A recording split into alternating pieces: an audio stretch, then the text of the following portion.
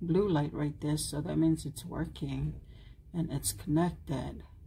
But see, look at this, it's off right now. So I'm gonna plug this into it. This is the C charger, wire right there. It's connected to my outlet, and I'm gonna charge it right now.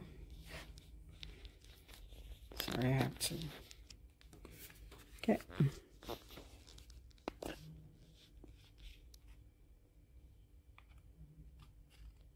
So let me look at the outlet.